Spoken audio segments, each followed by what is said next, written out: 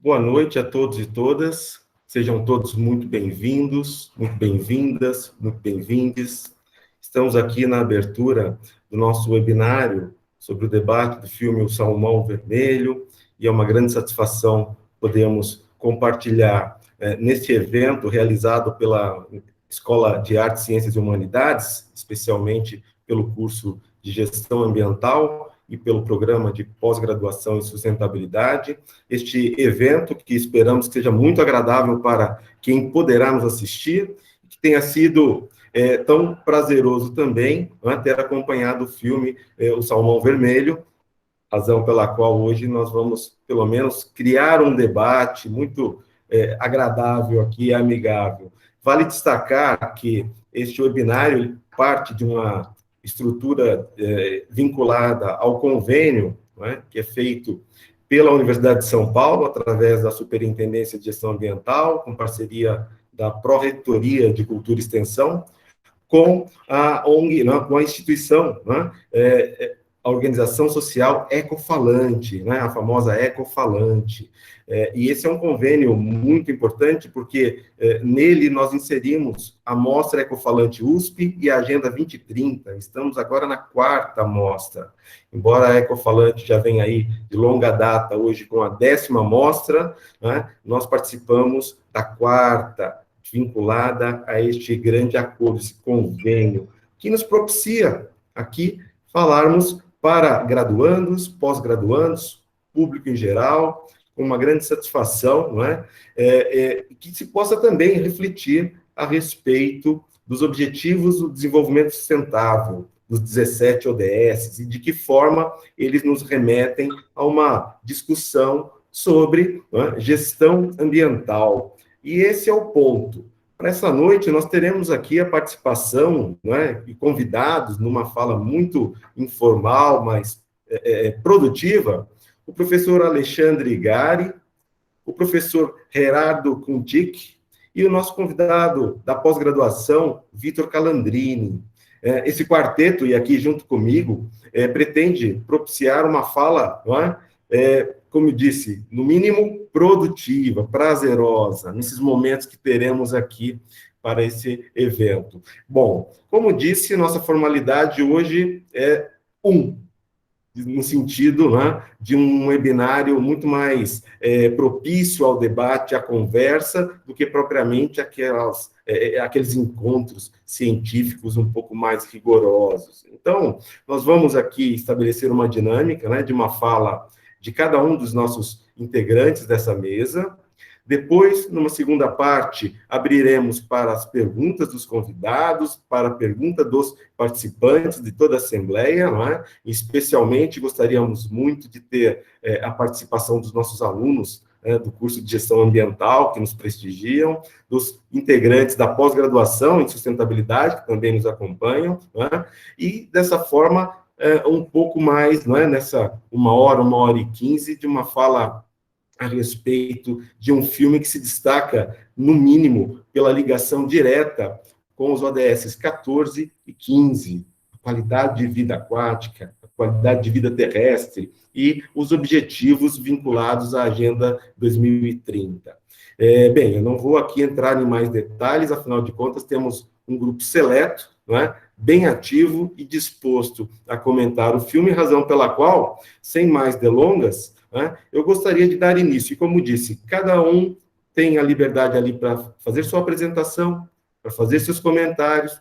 Teremos cerca de 10, 15 minutos para cada fala, e a partir daí, uma rodada de perguntas, e nós vamos coordenando tudo isso. Agradeço imensamente, mais uma vez, toda a participação de vocês, da organização como um todo, e que tenhamos uma noite muito agradável, um momento muito bom, prazeroso, para que possamos falar um pouco sobre o ODS e o filme O Salmão Vermelho. Bem, então, seguindo aqui a roda, né, que não é muito roda, eu passo a palavra ao professor Alexandre Gari. Alexandre, boa noite. Muito obrigado. Vamos lá. Olá, muito boa noite a todos que nos assistem, né, pelo streaming, ao professor Paulo, professor Gerardo, ao Vitor Calandrini, nosso convidado, que também muito honrado em tê-lo conosco, né, aos nossos alunos e alunas da graduação em gestão ambiental, especialmente da pós-graduação em sustentabilidade, uma satisfação, né, comentar, né, a gente participar desse debate, né, desse filme tão bacana. Vou me apresentar, né, levando em conta que a gente não tem apenas os nossos alunos assistindo, só para contextualizar, né, então, eu sou professor, né, da Escola de Artes, Ciências e Humanidades, no bacharelado em Gestão Ambiental, no programa de pós-graduação em Sustentabilidade, né, no mestrado e no doutorado.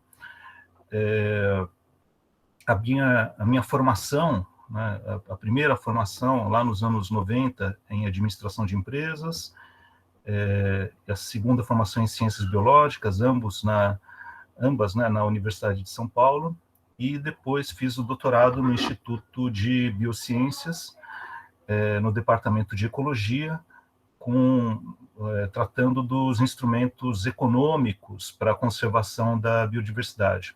Então, dado esse retrospecto, posso adiantar aqui que gostei muito do filme, não só por causa do primor, né, da fotografia, do roteiro, da trilha sonora, né, mas porque mostra de uma forma muito bonita, assim, né, muito lúdica, né, como questões que às vezes são áridas, tanto na biologia, na ecologia, mas também na área de conservação, né? Tem os dilemas de conservação que a gente vai tocar depois no nosso debate, né? Em seguida, vou passar a bola, então vou chamar, né? A gente vai dividir vai fazer uma rodada de mestre de cerimônia, né? Cada um chamou o próximo. Então, vou chamar meu colega, professor Gerardo Kunschik, para se apresentar também, que vai participar desse nosso bate-bola, né? Gerardo. Legal, boa noite para todo mundo. É uma honra participar dessa mesa redonda aqui, com pessoas tão experientes, né? Que tanto sabem. Meu nome é Gerardo, mas as pessoas costumam me chamar de Geraldo. Eu sou professor também do curso de bacharelado em gestão ambiental da Universidade de São Paulo, né? Sou colega do professor Paulo e do professor Alexandre, e já fui professor do Victor, né?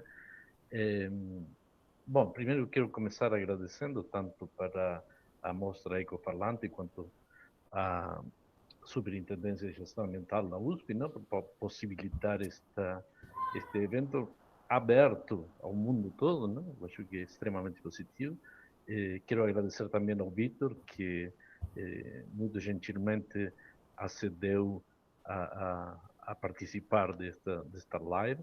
Eu acredito que seja um evento muito feliz, essa possibilidade da universidade formar um profissional que está trabalhando lá na ponta mesmo, e por outro lado o profissional trazer novamente as vivências dele e até as demandas, né, de quem está lá na ponta fazendo as coisas. Eu sigo o Vitor nas redes sociais há bastantes anos, não? Eu vejo que realmente ele não é um funcionário do escritório, ele vive embrenhando na realidade mesmo, combatendo o tráfico de animais e tudo isso, e eu admiro muito essa disposição dele. Uma coisa que me chamou muito a atenção do filme, logo que começa, acho que a primeira imagem, aparece uma pessoa falando, dizendo que durante toda a minha vida eu sempre quis procurar um lugar para ser feliz. E aí, quando eu cheguei a Kamchatka, encontrei esse lugar, um lugar natural, intocado, alguma coisa assim. E eu achava que esse lugar não existia no mundo. Olha que triste, não? A gente tem um mundo muito grande e a gente achar que não existe mais um lugar intocado no mundo onde a gente possa ser feliz. Embora, de fato, não exista nenhum lugar intocado no mundo, nós somos obrigados, praticamente, a tentar cuidar isso pouco que resta da natureza. Primeiro porque é todo um grande equilíbrio, não? Qualquer mudança que a gente faça repercute no todo o sistema, né? Mas imagina se as coisas estão assim agora, o que aconteceria com nossos filhos e netos e coisas assim, né? Então nós temos a obrigação desesperada de conservar o máximo possível aqueles poucos lugares que ficam. E nós somos muito afortunados porque estamos no Brasil, que é um desses santuários, praticamente. Não é um lugar que ainda tem muito, mesmo que a gente se esforce para destruir muito rapidamente, é um lugar que a gente tem muitos lugares fantásticos para cuidar, né? Então, eu acho que é uma função da academia pesquisar e ensinar sobre isso, é uma função, obviamente, da polícia cuidar disso, é nossa obrigação trabalhar em conjunto, e é tão importante que a Organização das Nações Unidas criou justamente os ODS para chamar a atenção do mundo inteiro das urgências que a gente tem, né? Então, é uma grande alegria estar aqui com vocês e espero que todos desfrutemos deste bate-papo. Vitor, por favor, você pode se apresentar, falar um pouquinho de você, e o Gerardo já adiantou um tanto da sua experiência aí, né, muito relacionada com as atividades que a gente vê também relacionado não, mas guarda uma analogia, né, com as atividades que a gente viu no filme. Por favor. Boa noite a todos. Antes de mais nada, agradecer a oportunidade. Sem dúvida nenhuma, eu até brincava com o professor Paulo, né, que também é meu orientador, que quando fui convidado, falei para ele, professor, se o senhor me convidar, até num banquinho na praça eu falo, porque a gente tem que falar, né, quando a gente consegue compartilhar o conhecimento, ele só serve se ele puder ser compartilhado. É um prazer ser, né, esse ano completo 10 anos, então, de policiamento ambiental, sou oficial da Polícia Militar Ambiental. Depois de já formado, já estar trabalhando na área de proteção ao meio ambiente, eu percebi que poderia fazer o mais, porque é entender fiscalização de um ponto de vista mais amplo, né, e não só a aplicação de normas. Isso me levou a fazer gestão ambiental, então aqui eu me sinto, na verdade, mais uma vez na sala de aula, né, em gestão ambiental. Lembro da chegada do professor Igari, professor de gestão ambiental, fiz a matéria, professor Gerardo, inclusive o meu setor hoje no policiamento ambiental, embora ele não saiba, né, foram as aulas lá de geoprocessamento que fez hoje eu criar um setor de monitoramento. Então hoje o Estado ele é monitorado em seus recursos naturais, basicamente com esses primeiros ensinamentos. Trabalho então nessa área de proteção ambiental, tenho como linha de pesquisa o tráfico de animais, muito associado também à área de direito, né, levando aí os conhecimentos também do professor Paulo Almeida. Então, estou, né, atualmente no mestrado, sou aluno, então, da pós-graduação, e fico muito feliz de ter essa oportunidade de voltar a falar de duas coisas. Falar de fiscalização ambiental, que tem um mote muito grande no filme, embora embora eu vim trazer talvez algumas questões que se poderiam ser implementadas, né, não no filme, né, mas ações que poderiam otimizar os recursos de fiscalização. E também vou falar um pouco sobre a questão de gestão, né? É o olhar da fiscalização, mas também com uma forma complementar. Se tem uma coisa que eu aprendi nesses 10 anos de vivência e mais esses 6, 7 anos de academia, é que a fiscalização por si só, ela não altera comportamento.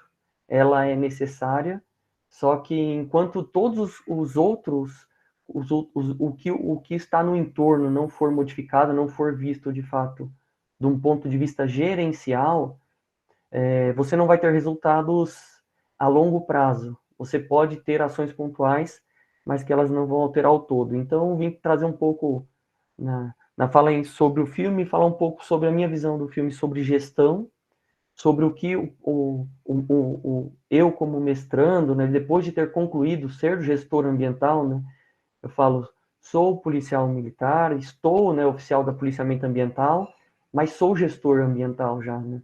Então, isso é importante também, vim tentar trazer uma visão de ambos os lados. Muito bom, muito bom. Pelo visto, a gente vai seguir aqui, né, esse roteiro muito bem orquestrado aqui, né? E eu acho que a gente tem um dinamismo bacana para essa noite. Eu, para ser sincero, estou tendo a impressão, né, diferentemente de outros webinários que a gente acaba participando por essa via remota, né, que a gente está numa sala de aula, né? Olhando para a tela aqui, eu estou me imaginando nós, né, num dos auditórios na IASH, né, naquela roda bem aberta, com todo mundo participando, né, todos ali podendo, pelo menos, ter uma voz, né, que eu achei isso importante. Essa impressão é uma figuração, esse webinário é um pouco diferente para mim. Geralmente a gente tem um destaque em quem fala, né, e a gente faz todo um olhar um pouco diferenciado, mas dessa vez não, está bem participativo, a gente vê né, o olhar que a gente tem da tela, que está todo mundo aqui, né, aí só mantendo sua tela fechada por conta, óbvio, da conexão, mas presentes, né, isso é muito legal. E eu abriria, então, para que a gente pudesse dar início, né, a algumas considerações a respeito do filme, literalmente, né, sobre alguns olhares. E é isso que eu gostaria de destacar. E aí, no tempo, a gente vai acabar falando um pouquinho mais sobre isso, né? Mas uma coisa que me impressionou, embora fosse um documentário, né, um filme razoavelmente curto, né, não sei tecnicamente se enquadraria como um curta-metragem, mas é fato que ele tem um tempo, né, razoavelmente curto, cerca de 49, 50 minutos, né, 51 minutos, então dá para ter um olhar muito intenso da filmografia que se apresenta. Uma coisa que me chamou bastante atenção foi o fluxo do filme, né? Isso eu achei muito interessante, porque a gente parte da lógica, né, da vida aquática, né, num ritmo, num fluxo, né? E lembrando um pouco de Heráclito, tudo flui, não é? Ninguém se banha duas vezes nas mesmas águas do mesmo rio. Não serão as mesmas águas, não será a mesma pessoa. E aí isso me fez refletir um pouco logo no início. E o que o diretor e o filme traz num olhar que me chama a atenção são os olhares, não é? São os olhares. O olhar humano, logo na abertura, né, o foco central, em close, de olhos humanos, depois um olhar animal do urso, depois da raposa, e de alguma forma isso me sensibilizou quanto à forma que nós também olhamos a natureza, a biodiversidade, a conservação e a relação como nós lidamos com elas. A forma de vida no sentido econômico, a forma de vida no sentido físico, propriamente dito, a forma de vida na interação com outras formas de vida. Então, isso me chamou a atenção, e na forma como o filme se desenvolveu, foi me envolvendo de tal maneira que eu acabei, em algum momento, né, me visualizando na tela. Sabe aquele momento que você tem um reflexo na tela? E aí o que eu encontrei? Os meus olhos. Então, foi um momento interessante para mim, porque eu, refletindo ali, o meu reflexo e o reflexo do que nós, enquanto sociedade, embora, né, dadas as suas diferenças, conseguimos conviver e conseguimos buscar, de alguma forma, uma lógica de uma gestão ambiental que venha a ser sustentável. Sustentável, do ponto de vista econômico, né, porque o filme traz exatamente esse problema, né, para a península, né, de Kamchatka, né? É difícil, né, falar, não sei exatamente a pronúncia, mas de qualquer forma nos remete a esse olhar. E aí, a partir disso, no decorrer do filme, uma outra coisa que me chamou bastante atenção foi a relação com os jovens, né? A consideração que naquela, né, unidade especial ali de proteção ambiental, você tem a possibilidade de uma educação ambiental e, ao mesmo tempo, em um certo momento, né, um garoto ali de seus 13 anos, né, no trato com o salmão, ali demonstrando toda uma habilidade. Aquilo também me fez refletir um pouco, né?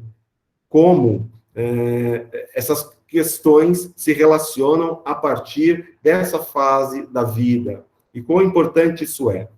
E me destacou também, no decorrer do caminho, o olhar do atual chefe, né, de vigilância, de fiscalização da área, ao falar do seu ex-chefe, né? Ao falar, né, num olhar muito sensível, de como a juventude se envolve com essas questões e como a vida é efêmera. E como, né, com 26 anos, depois de muitas ações demonstradas ali no filme, a pessoa se foi. E isso, né, leva ao reflexo do que é a vida do salmão vermelho, né? Nadar 50 quilômetros em 3 dias não deve ser uma tarefa muito fácil, né? E aí talvez um biólogo, né, como o professor Alexandre, pudesse tecer outros comentários nesse sentido, eu não sei, cada um tem o seu olhar. E também, né, cada um vai ter o seu aspecto a ser tratado, e imagino que o olhar do Vitor vai ser muito mais no sentido instrumental, imagino, a questão, né, da pesca ilegal, do crime ambiental, da atividade em si, que é necessária por parte da estrutura estatal para oferecer uma qualidade, né, de fiscalização, de proteção, não só para o ambiente, mas para as pessoas que se envolvem nesta atividade de proteção. Muitas vezes, né, desprestigiada, outras pouco valorizadas, mas sempre importantes, né, no trato do acompanhamento do que é a aplicação da legislação, o que é a aplicação, né, de todo o conhecimento teórico a respeito de uma boa conduta na gestão ambiental. Bem, fiz aqui esse apanhado e já deixei para vocês o meu olhar sobre o filme, né? Aqui eu gostaria de provocá-los, né? Cada um, óbvio, vai se manifestar como achar por bem, mas eu gostaria de ouvir um pouco dos olhares de vocês sobre o filme, mas isso no momento oportuno. Essa era a minha fala, vamos dizer que, da primeira parte, para que a gente pudesse aqui impulsionar, a partir das outras falas dos colegas, uma retrospectiva, por que não é? Sobre o que foi esse filme O Salmão Vermelho. Como eu disse, me tocou por um olhar técnico, do ponto de vista da biodiversidade, a lógica, né, da ligação das metas globais, no sentido de ampliação da biodiversidade, da conservação, a forma como se dá a preservação, né, mas também o filme em si, pensando no aspecto mais artístico, né, a sensibilidade que causou, né, por essas formas de visões. Bem, era essa, pelo menos, a minha primeira parte. Agora vamos seguindo a nossa rotatividade aqui. Eu devolvo a palavra para o professor Alexandre. Eu vou inverter um pouquinho, vou tomar a liberdade de inverter um pouquinho, vou deixar o nosso convidado, estou muito curioso para ouvir o Vitor. Então, se vocês me permitem passar a palavra para o Vitor, eu queria muito saber o que viu do filme, entender um pouco essas relações, né, que existem entre essas realidades tão distantes e tão próximas, né, Vitor? Está com você. Obrigado, professor. Eu até, de certa forma, agradeço, porque já falar depois do professor Paulo Almeida, se eu tivesse falado depois do senhor, eu ia falar, vou falar o que agora, né? Se eu ia ficar numa sinuca de bico, né? Bem, eu fiz alguns apontamentos e é lógico que eu não vou focar somente na parte de fiscalização, porque senão meus professores e mestres vão falar, pô, mas fez 4 anos de 4 anos de GA, mais 2 anos de mestrado, e cadê o olhar, né, da sustentabilidade? E a minha ideia foi exatamente trazer esse olhar ainda mais amplo. E, assim, algumas coisas que me chamaram muito a atenção, eu tentei fazer uma visão, embora as imagens sejam realmente deslumbrantes, eu tentei fazer uma visão bem analítica das informações que eu consegui apurar e tentar cruzar ela com alguns temas tratados, algumas coisas de sustentabilidade e algumas coisas me chamaram a atenção. Uma delas é exatamente o que o professor Paulo Almeida trouxe, é esse envolvimento desde os mais novos. As crianças com 8, 9 anos, elas sabiam exatamente o ciclo de vida do salmão. Então, elas já sabiam por onde ele chegava, ela sabia quanto tempo ele demorava para voltar, sabiam da importância do recurso, né, da importância lá do salmão, e também sabia que o ser humano, isso que é engraçado, sabia que o ser humano poderia ser um grande causador da diminuição do recurso. Então, eu até tenho a gente costuma falar em recurso pesqueiro, só que eu tenho ressalva até na nomenclatura, né? Porque recurso, a gente às vezes pode fazer uma associação já direto com economia, né? A gente tem costume de falar recurso pesqueiro, né? E já está incutido, talvez até numa visão antropocêntrica nossa de ver questões ambientais, né? E aí não tem como não mencionar que um texto que vem à mente quando você começa a falar exatamente do peixe você remonta a Harding lá nos anos 60, fala, olha, ele já falava da tragédia de Comuns. Quem pesca o peixe, né? De quem é o peixe, né? Será que o peixe é de quem chega primeiro? Ou a gente consegue fazer uma divisão sustentável para se tornar de fato aí um recurso perene para ser utilizado? E até sobre isso, e aí eu vim pensando, legal, então eles entendem. Eu não sei se deu certo a experiência lá por ser um ambiente controlado. Talvez se fosse uma área de extensão continental, todo aquele trabalho de contagem de peixes, de controle, talvez não daria certo. Se a gente tivermos essa questão de quanto mais, melhor, né? Porque, via de regra, trazendo um pouco, aí vou fazer um pouco do cruzamento com exemplos reais. O pescador, ele não sai de manhã para pescar pensando, olha, se tiver 1 tonelada e 5 pescadores, eu vou pegar 200 quilos. Se tiver 1 tonelada, eu vou tentar pegar 1 tonelada porque eu saí mais cedo.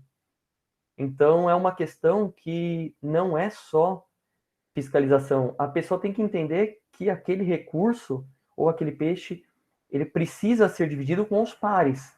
E talvez em um ambiente controlado, como pareceu o seu filme, né, uma pequena cidade, é possível esse tipo de forma de ver o recurso.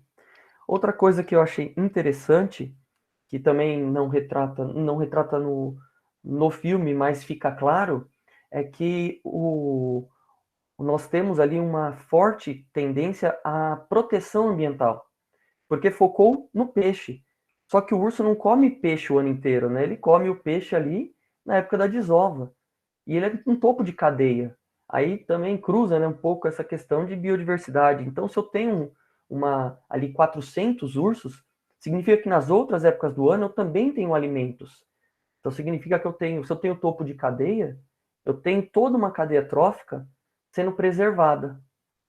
Então, ali, é lógico que o exemplo trouxe um cruzamento com o peixe, mas é uma outra coisa que você fala assim, então não é só com o peixe a preservação ambiental. Ali, eles entendem que, primeiro, se eu não tenho um tratamento, talvez aí eu estou elucubrando, não tem no filme, mas deve ter uma preocupação com saneamento básico. porque senão ia ter lançamento de dejetos no lago, a chance de ter uma sobrevida dos salmões seria menor. E eu tenho o quê? Os ursos, que são os topos de cadeia. Então isso eu achei interessante. Uma coisa que aí é uma curiosidade minha, que é lógico que teria que pesquisar, né? Não, no filme não traz, é quando o controlador da entrada do peixe, ele fala, olha, eu meço por minuto, e quando dá 500 mil peixes, aí está autorizada a pesca. Aí a pergunta que fica, esses 500 mil peixes, isso é um levantamento tradicional? Ou eu tenho uma regra de comando e controle que fez um estudo que entende que 500 mil peixes é uma extração sustentável do salmão? Imagina-se que esse número é baseado em algum tipo de levantamento. Eu acho interessante. Só que aí vem aquilo que o professor Paulo Almeida falou. Como será? Será que isso tem intervenção estatal? Será que é porque 500 mil peixes é o suficiente para eu manter não só aquela geração, mas as futuras? Será que eu tenho algum tipo de controle de macho-fêmea? Eu não sei, é uma questão que interessante, que me deixou com mais dúvida de pesquisar sobre a cidade do que trouxe respostas do ponto de vista global de sustentabilidade. São várias coisas que será que está ou não está tudo contemplado? Para não invadir muito no tempo de todo mundo, que senão eu ia falar bastante tempo aqui, tem uma coisa que eu achei interessante, que é sobre a pesca, né, sobre a fiscalização da pesca lá. Deu para perceber que a fiscalização lá, ela ainda é nos moldes precários pelo que foi demonstrado lá, né? Hoje em dia, por ser um recurso escasso e pelo que eu percebi ser um recurso no qual toda a cidade gira em torno, nós hoje temos que pensar, pelo menos em outros locais, com a implementação de tecnologias para fiscalização. É muito complicado você pensar em 2021, independente de qual seara, de qual tipo de fiscalização, em não utilizar tecnologias. Por exemplo, que seja imagem de satélite acompanhando cardumes, que seja através de drones, que seja através, talvez, de criação de unidade de conservação com barreiras. Então, são coisas que o professor Paulo Almeida falou. Se fosse um longa de 3, 4 horas, talvez todas essas dúvidas tinham sido sanadas. Mas eu fiquei preocupado, por exemplo, como que eu faço fiscalização efetiva ainda só com pessoas armadas correndo atrás de grupos que você vê que não são os criminosos armados, eles eram, na verdade, você vê que pessoas que estavam tentando subsistência, talvez.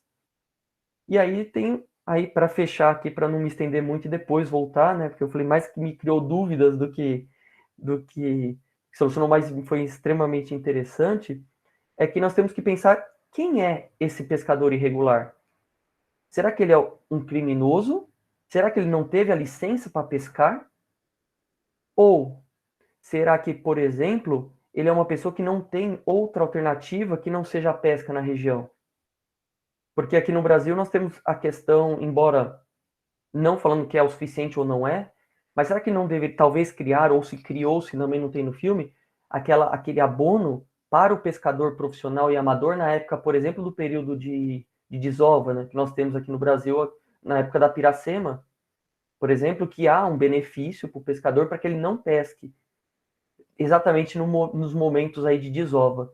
Então são ideias, assim, são coisas que eu fui ouvindo, fui cruzando, fui lembrando de textos, fui lembrando de aulas, e realmente ele acaba sendo para quem tá no curso de GA, o curta como um todo, ele acabou me trazendo um filme, né, um resumo dos 4 anos de GA. Porque cada etapa do filme, ele remonta uma matéria, ele remonta um professor, ele remonta uma dica, que eu acho que foi um grande resumão, foi bem legal. Muito bem, Vitor. Tão bom te ouvir, né? Então, agora eu que fiquei naquela sinuca, né? De falar depois de vocês. Muito, muito bom, né? Lembrar, assim, que essa coisa da origem, né? Do Vitor ser egresso do bacharelado em gestão ambiental, né? egresso ou quase egresso, né, do mestrado em sustentabilidade na IASH também, sempre um aluno brilhante, né? Então é muito bom te ouvir, muito bom ouvir você resgatar essas questões do campo, né, da fiscalização, as questões teóricas, né, que a gente discute, as questões teóricas desde da economia, né, com Harding, até da ecologia aquática. Aí você vai olhando o filme, realmente, às vezes as pessoas têm dúvida se aprenderam alguma coisa na faculdade, mas quando se deparam com um exemplo real, né, é possível você remontar cada uma dessas experiências que você teve na disciplina, entender que na vida, o fenômeno real tem tudo isso junto, né? A gente que divide artificialmente em disciplinas, né? Nessas 60 disciplinas que vocês têm na grade do curso. Sempre muito bom te ouvir, né? E agora eu vou assumir esse desafio de falar depois de você. Eu vou falar, né? A minha fala. Primeiro, eu gostaria de recuperar, né? O professor Paulo já adiantou, assim, que, obviamente, as duas relações mais evidentes do filme com as ODS, né, e que explora de uma forma muito, muito legal, vida terrestre e vida aquática, justamente por ter um fluxo de matéria e energia ali entre os ursos na vida terrestre, né, e os salmões na vida aquática. E mais ainda, né, dos salmões na vida aquática oceânica, que vivem uma parte do ciclo de vida dele no oceano, e uma parte, né, ele é adaptado, né, ele adapta a sua fisiologia aí para a vida nos oceanos, com água salgada, e na vida, no início da vida, né, até chegar num bom porte, né, até o cardume partir para os oceanos. Então, tem essa relação mais evidente, mas tem uma relação com o ser humano, né, que de início pode pensar numa relação com a fome, né, combate à fome, ODS 2, né, e também com duas outras, mas a gente tem que pensar um pouco se é por aí mesmo. Eu pensaria na ODS 1, de erradicação da pobreza. Tem um momento do filme em que mostra uma comunidade que desapareceu. Eu imagino que provavelmente ela estivesse mais a montante no rio, e o salmão não chega mais lá, né? O que é principal, o que eu destacaria bastante mesmo, é o ODS 8 de crescimento econômico, né, de trabalho decente e crescimento econômico. Então, tem muitas, né? Então, assim como o Vitor viu muitas evidências, disciplinas cursadas num curso de gestão ambiental, num filme de 50 minutos, 49, 50 minutos, então tem uma relação ampla também com só esse fenômeno, só esse caso, né? Tem uma relação ampla com as ODS, né? Eu queria destacar, então, vou começar lá pela vida terrestre e pela vida aquática, né? Falando do ciclo de vida do salmão, uma coisa que além da fotografia, né, subaquática, que é brilhante, né? Destacar isso, que uma boa parte dos alunos de gestão ambiental, dos biólogos, né, ficam... Uma coisa que de repente você não presta tanta atenção e acha que é meio natural, né? Para o salmão não viver uma parte do ciclo de vida no oceano e uma parte do ciclo de vida em água doce não é trivial. Não é igual a gente vai nadar no mar, nadar na água doce, a única diferença é que você boia mais, né, no oceano. Mas para o salmão, o sistema excretor, né, tem todas as adaptações para a vida em água salgada, que é um ambiente muito mais, não sei se é mais seletivo, mas que tem fatores de seleção diferentes, né? Então, isso já é fantástico, né? E pense, né, para o homem, né, para a humanidade, tem a parte do salmão, que a gente está acostumado a comer, né, no temaki, por exemplo, um temaki de salmão, ou um salmão grelhado, a gente está acostumado a comer carne do salmão. Mas o que é mais precioso nesse caso, né, nesse caso do salmão, se fosse só a carne, ia pescar o salmão no rio, o salmão no mar, né?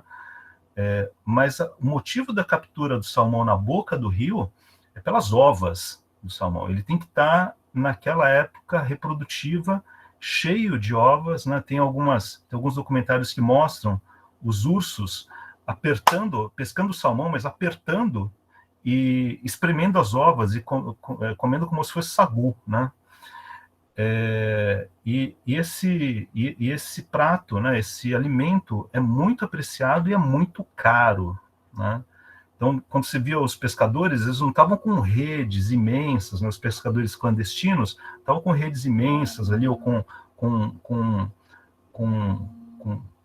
né, com reservatórios ali para ficar com peixe. Você nem via os peixes, porque eles eram tambores, né, com as ovas do salmão. O elemento precioso é esse. E tem uma questão muito importante, né? Isso tem tudo para dar errado, né, esse recurso. Vou falar recurso pelo viés econômico, né? Sendo o salmão, ele é topo de cadeia no meio aquático, né? Quase topo de cadeia, está lá em cima. Quando ele encontra o urso, ele encontra alguém no degrauzinho de cima, né? Mas é um predador, né, voraz, de topo de cadeia. A gente sabe que nos topos de cadeia, se tem algum metal pesado, por exemplo, ele vai se acumular no topo de cadeia. Se tiver algum metal pesado no salmão, ele vai passar para as ovas. E se passar para as ovas, não vai passar em nenhum lugar na vigilância sanitária, né? Então, para ter o recurso, é preciso, em todo o ciclo de vida do salmão, que ele se alimente e que viva, né, que respire em água limpa, né, porque senão ele vai acumular poluentes ou metais pesados, ou isso vai prejudicar, vai ou prejudicar ou vai até inviabilizar, né, a extração o aproveitamento, não a extração, né, mas o aproveitamento das ovas. Eles falam que é o caviar do salmão. Então isso é importante, né? Entender, assim como se uma parte do oceano estiver contaminada, vai dar para trás. Se o lago estiver contaminado, vai dar para trás, né?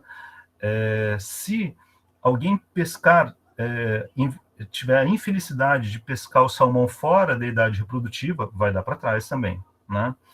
Então, isso destacaria, porque as ovas ali, tratadas como recurso mesmo, né, nas latinhas, elas são valiosas se eu tiver todo esse ciclo de vida ao longo da vida do salmão aquático, do ciclo de vida do salmão na água aquático, né, livre aí desses poluentes persistentes, né, e dos metais pesados que são cumulativos, né. Então isso é muito, muito legal de se entender, né.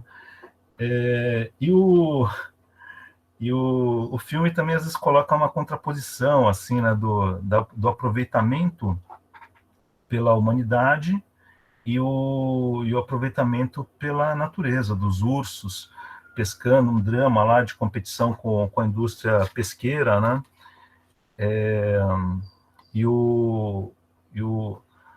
O Victor citou Harding, né? E o Harding, ele era muito cético. O Harding é autor de um dos artigos mais citados na ciência ambiental, na gestão ambiental, que é a tragédia dos comuns, né, que ele discute a incapacidade da nossa sociedade em gerir os bens de acesso comum, né, como os pescados. Aí. E esse caso, né, é um caso onde parece haver um relativo sucesso do Estado controlando esse recurso importante, né, com ações desde a educação ambiental, né, que o Paulo já destacou, até o controle das populações, né, das populações adultas, que não vai pescar tudo, tem que deixar passar uma parte. Quando você olha para a água, né, você vê o controlador da portinhola ali, até com um contadorzinho, e tem um triângulo embaixo. Ele conta dentro daquele triângulo. O triângulo foi feito exatamente para ele direcionar quantos passam por ali. Daí, ali ele consegue fazer uma estimativa de quantos estão passando por aquela barreira, né? E o Harding, vocês vão ver mais adiante isso, né? Ele dizia que o Estado, para ele conseguir controlar esses bens comuns, ele tem que ter uma alta capacidade de monitoramento, que às vezes ele não tem, é o que o Vitor já destacou, né? Que é meio que a garantia de exclusão do acesso ilegal tem que ser muito eficiente.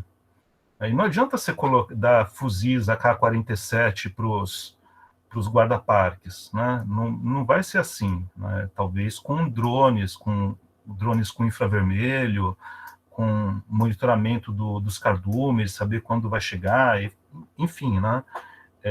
Mas já se sinaliza que é até razoável ter essa expectativa, né?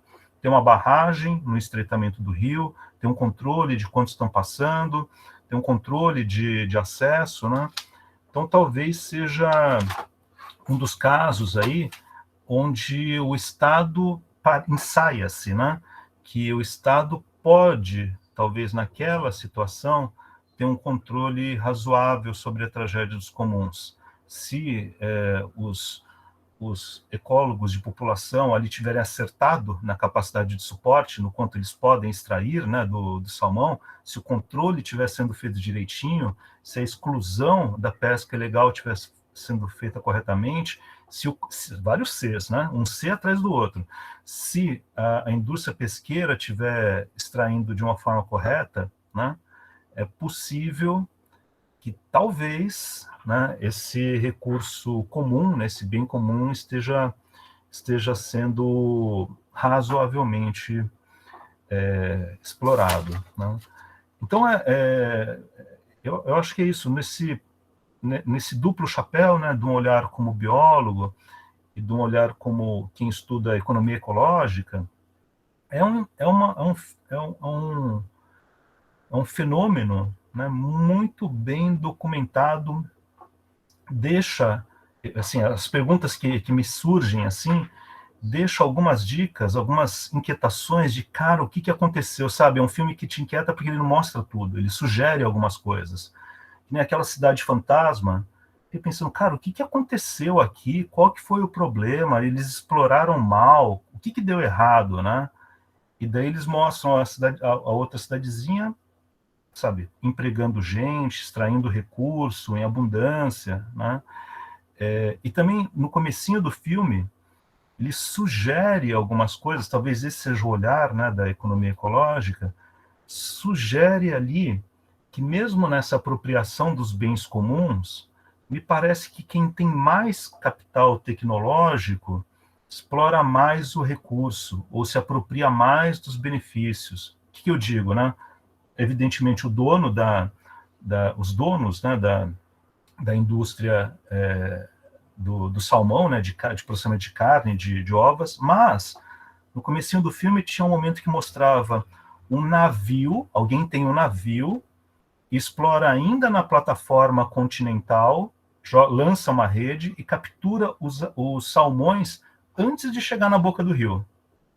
E daí no momento seguinte mostra, tem um caminhãozinho, tudo, mas mostra os pescadores lançando a rede com trabalho braçal de puxar a rede e puxando uma outra quantidade de atuns. De atuns não, desculpe, de salmão, japonês, né? Puxam uma quantidade de salmão.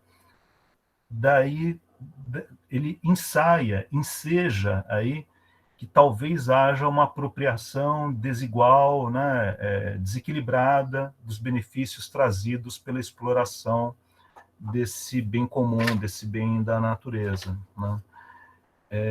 Daí você vai falar assim, professor, você está viajando, o filme não mostra nada disso, você está enxergando formato nas sombras, formato nas nuvens aí, né?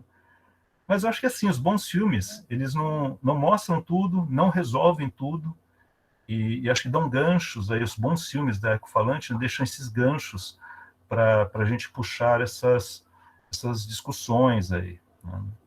Então, acho que essa é a minha fala inicial longa, desculpa, Paulo, essa fala, Paulo, Vitor, né, mas e que acho que agora a gente pode pode abrir um pouquinho tem uns, eu vou pedir assim para os, devia ter pedido antes, né? Mas eu pedi para os nossos alunos que estão aqui que já estão na sala, mandarem suas perguntas, ou pelo chat, ou já irem levantando a mãozinha para fazerem as perguntas, né? Direcionar as perguntas, especialmente para o Vitor, nosso convidado, né?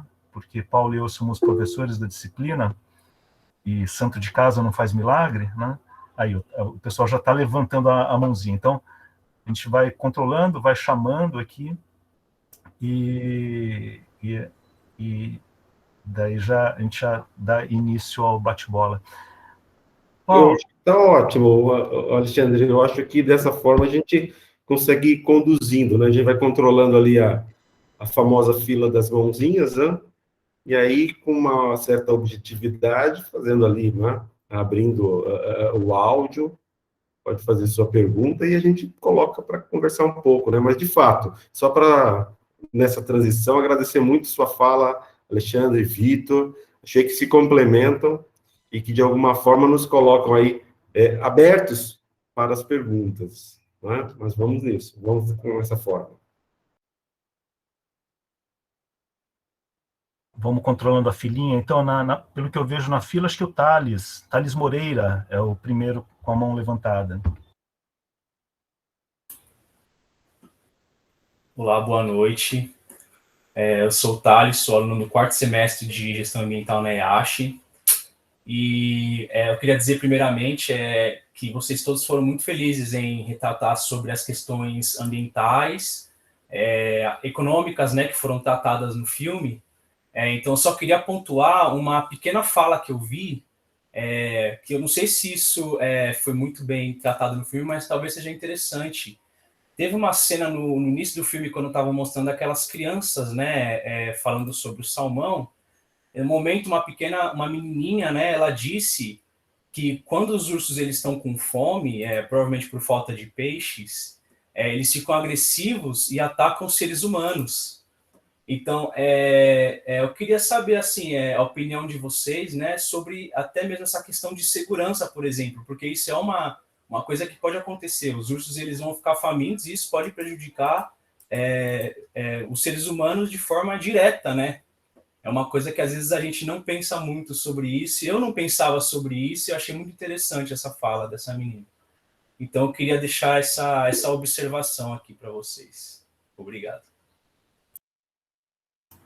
Legal, ótimo. A gente pode fazer uma rodada de questões e a gente consegue depois fazer um circuito de respostas, não é?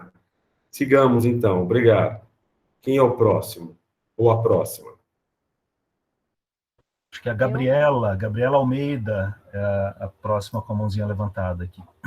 Boa noite, também estou no 4º semestre, assistindo o documentário. Uma coisa que me chamou a atenção foi os cenários que eles mostravam quando o urso estava mais tranquilo, já estava se alimentando bem, e eles diziam que eles ficavam mais tranquilos e se divertiam na beira na margem, né?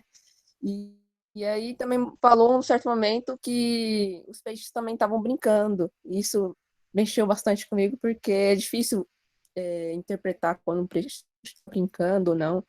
E aí eu pensei muito nessa questão de sensibilizar. Como que a gente sensibiliza que o peixe é um animal que deve ser tratado com tanto rigor quanto os outros animais, em questão de controle de biodiversidade, e mostrar essa importância da fiscalização pesqueira na educação ambiental ou nas comunidades que participam. Ótimo, muito bom, Gabriela. Colocando questões aí práticas. Rafael? Boa noite, gente. Bom, primeiro, vocês estão conseguindo me ver? Eu não sei se minha câmera está ligada. Estão me vendo? Estão me ouvindo? Ouvindo. Estamos escutando, Rafael. Você pode prosseguir. Isso, abriu. Ótimo, tá bom. Obrigado. Bom, primeiro eu queria dizer que foi uma aula muito bacana esse formato de aula, mesmo a gente não estando no presencial. eu senti um aproveitamento muito grande a nível de aprendizado, né? Queria dizer também que o semblante do professor Paulo está bem feliz hoje, né? Assim, mais feliz do que o normal, né? Legal, acho que ele também gostou bastante da aula, assim como eu, né? Inclusive, professor, quem está aqui, né? Assistindo a aula comigo, né? Bom, sobre o filme, tem muita coisa que a gente pode destacar, né? Eu achei bem interessante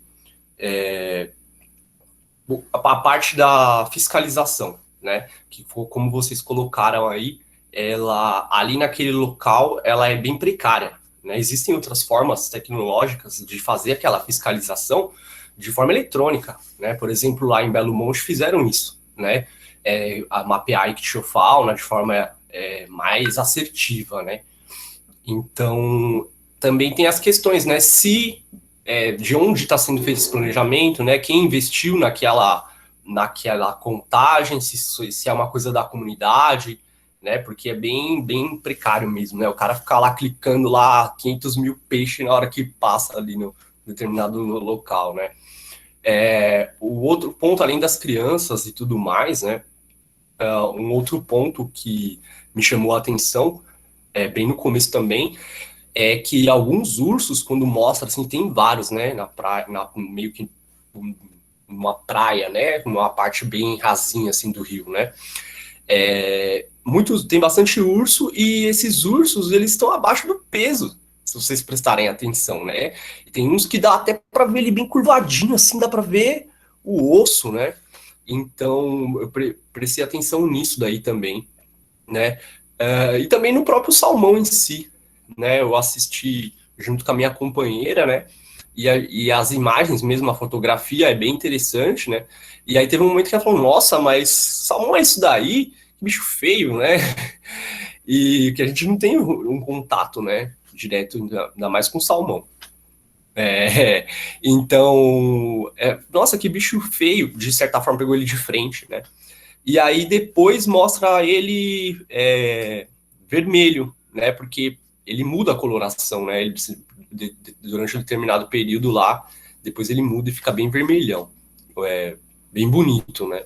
Então, achei isso daí bem interessante também, né? Então, eu tive uma imersão, assim, bem bacana, pensando em várias questões, né? Muitas das questões que eu levantei e pensei, né? Vocês colocaram, né? Então não vou repetir. Então só queria salientar isso, né? Principalmente essa parte dos ursos bem magrinhos, assim, também chamou a minha atenção. Legal, Rafael. Bem, eu gostaria só de colocar tem mais uma participação, a gente já fecha esse bloco, né? É o Rodrigo, é isso? Deixa eu ver se estou certo. Foi o Rafael. E agora seria o Rodrigo. Vamos fechar, então, nessas 4, e aí faça um destaque para que a gente encaminhe as respostas. Tudo bem? Por favor, Rodrigo. Boa noite, tudo bem? No caso, o que me chamou a atenção no vídeo foi o fato de que, logo não sei se foi no começo, mas a fala do guarda florestal que fala ali para a câmera, ele dá uma dimensão do ambiente ali, de uma coisa meio que intocável, meio que uma coisa que é difícil de se ter hoje em dia por conta desse distanciamento do homem com a natureza. Eu percebo que esse tipo de conexão que é feito ali no documentário, ele é mais comum, pelo menos na minha visão, em pessoas que vivem, têm esse contato com a natureza mais diretamente. E as pessoas da cidade, eles não têm, ou perderam essa capacidade de se conectar com o meio ambiente, fazendo com que eles sejam uma coisa meio que alheia ao o que a gente vive, né, na verdade. Quem vem do interior para São Paulo, ou para outras cidades, qualquer capital do Brasil, ele sente essa diferença, mas quem vai da capital para o interior, ele meio que se reconecta com com esse conceito de homem, ambiente e natureza? Legal, consegui. Tudo bem, Rodrigo, consegui. Estava com um pouquinho de dificuldade no áudio ali no começo, mas a gente conseguiu acompanhar, né? Bem, então agora, para que a gente possa ter vamos dizer, uma continuidade, vamos, de alguma forma, abrir para que cada um possa falar um pouco sobre as questões, né? Aí eu vou ficar por último, né, nessa história, para poder, né, privilegiar a fala de vocês, mas antes disso eu gostaria de destacar, né, a presença da Thaisa, né, Baldassa, que é nossa, né, contribuinte, colaboradora da disciplina, né, do Projeto PAI, né, e ela contribui de verdade, né, atuando bastante para nos apoiar no trabalho. Eu não poderia deixar de destacar sua presença e agradecer sempre o apoio, inclusive com algumas manifestações que eu vi aqui pelo chat, que de certa forma acalma, né, os ânimos e as questões que ela poderia também até participar fazendo algum comentário, que seria muito bem-vindo, se vocês acharem pertinente, não é? A gente tem um tempinho ainda, dá para fazer pelo menos uma intervenção, seria muito bem-vinda. Bom, de qualquer forma, a gente tem o olhar, não é, do Thales sobre a questão do desequilíbrio ecológico, Gabriela sobre a importância, né, de proteção da fauna de uma forma ampla, Rafael com os olhares muito aguçados a respeito da biodiversidade, não é? E, por fim, o Rodrigo com essa provocação do olhar cultural, né, urbano, rural, que nos coloca aqui para uma reflexão. Enfim, sintetizei aqui algumas palavras-chave que, de certa forma, nos colocam diante do que foi o filme e de que forma vocês visualizam isso. Vitor, o que você acha disso? Faça seus comentários, por favor. Como eu sou curioso, eu vou fazer um pequeno comentário em cima de cada um, até trazer algumas questões práticas que a gente vivencia em São Paulo, mas que dá para a gente ligar um pouco às questões trazidas e também ao filme. Quando fala assim que o urso, quando a menina fala, o urso ataca a gente quando está com fome. Quando eu vi ela falando isso, na verdade me veio duas coisas à mente. Uma delas pode ser até uma própria questão cultural, de proteção, de afastamento humano-fauna, porque realmente o urso, mesmo bem alimentado, ele é um silvestre. Animal silvestre, você pode ter a pessoa, às vezes, ter uma jiboia lá em casa, até a legalizada. Mas ela é um silvestre, então ela tá lá no carinho, quando menos imagina, ela pode achar, por que não estrangular, né? Porque ela é silvestre, ela age por instinto. E então, primeiro pode ter essa questão de passar um pouco desse medo que é o que eu falo, que deixa o ser humano vivo e deixa o humano evoluir exatamente medo, né? Medo é importante. E uma outra questão, que é o animal com fome acuado. Isso nós temos casos, e a gente fala assim muito longe. Eu vi algumas coisas de onça, mas eu tenho uma ocorrência prática que eu atendi de ataque de onça em Mariporã. Não foi a uma criança, né? Mas Mariporã a gente está falando, 5 minutos da zona norte de São Paulo. Que ela, na verdade, atacou um potro. Foi um potro, foi um filhote de cavalo, uma onça parda, pequena, mas atacou um filhote de cavalo. E aí você impacta tudo aquilo. É questão econômica, porque o potro valia 30 mil, e o cara fala, não, porque eu vou caçar a onça. Aí você tenta aglutinar o conhecimento teórico para evitar um crime ambiental e também impedir talvez um problema maior. Eu falei, o senhor quer uma solução, meio termo? Compra a galinha. Solta a galinha aqui no seu quintal, porque se a onça vier, olha o tamanho do potro, olha o tamanho da galinha. A onça não é besta, ela vai naquilo que o favorece. Talvez se eu tivesse uma vegetação preservada, ia ter lá o cateto, iam ter outros animais. Agora, para que ela vai correr atrás talvez de um cateto esperto se eu tenho um filhote de cavalo, né, um potro amarrado, que não exige nenhum tipo de... O bicho é esperto também, ele vai naquilo que exige menos esforço. Se ele puder ir, ele vai. Sobre a Gabriela, eu gostei muito da sua fala, porque eu sou um pouco da visão um pouco mais biocêntrica, né? E eu percebo que quando ele fala que o animal está feliz, talvez ele tentou repassar o que eu imaginei, né? Repassar uma visão de que o animal não é recurso, né? Também eu já dei esse pequeno insight no começo.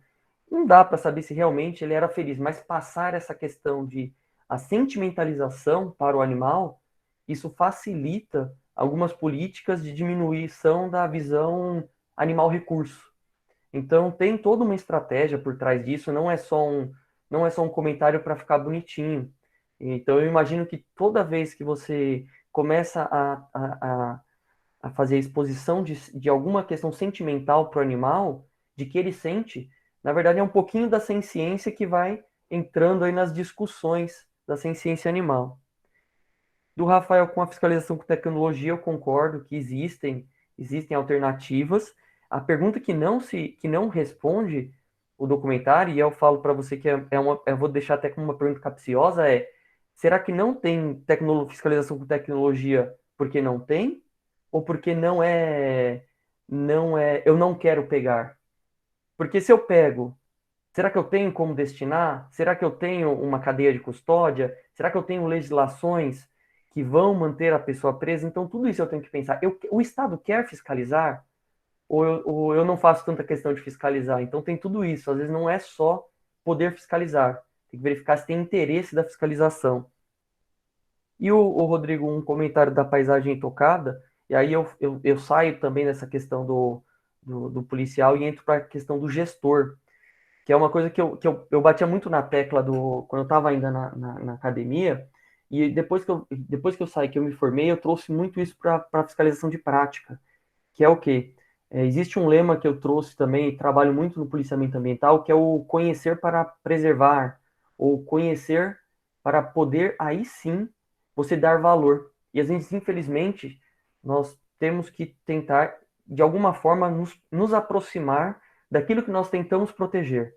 Quando nós sentimos o cheiro do mato, quando nós conhecemos o esplendor da natureza, ele nos anima a, de fato, preservar. Então, conhecer para preservar é um lema que nós, gestores, aí temos que levar, mesmo que não seja muito eu não sou da área da conservação, eu sou gestor, mas eu sou muito mais da área econômica ou qualquer outra área, mas conhecer, sair do livro é muito importante para a gente conseguir trabalhar e dar aquela motivação no trabalho. Bem, falei um pouquinho de cada um, então eu encerro por aqui. Muito bom, Vitor, muito bom. Conseguiu sintetizar bem, né, o olhar tudo isso, né? E aqui eu não posso deixar de só contextualizar, né, a fala do Rafael no seguinte sentido. Rafael, quem não fica feliz de poder estar com um grupo, né, diferenciado, um momento agradável, né, e você com a tua gatinha, né, ilustrando ainda mais como é a nossa forma de vida na relação, né, humano-não humano, né? Tem que ficar feliz, não é? Tem que ficar contente. É um momento bem legal para a gente. Alexandre, seus comentários. Obrigado, Paulo. Vou fazer comentários gerais, entendendo no que as falas convergem, né? Eu acho que tem alguns mitos, assim, né? E o Vitor ajuda a desmistificar alguns, né? Essa coisa da fala do filme, né? Que o urso, quando ele está bem alimentado, ele não ataca, né? O urso é um bicho, um predador também, de topo de cadeia, ele precisa de grande área de vida, é territorial. Então, o que ele chama atenção no meio do filme, o que chama muito atenção, é de terem tantos ursos adultos, assim, machos, juntos, né? Porque há um instinto aí de você preserva a sua prole, no máximo, né? E tem um afastamento grande, né? As mães urso vão com seus filhotes, se encontram outro macho coloca os filhotes em risco, né? E isso vai além dos nossos julgamentos de bom e mal, de moral e imoral, né? Isso é só a natureza do animal como ela é, independente do nosso julgamento, né? Então, aquilo de ter ursos mais velhos, mais magros, nos piores pontos de captura do salmão, se você prestar atenção, é isso, né?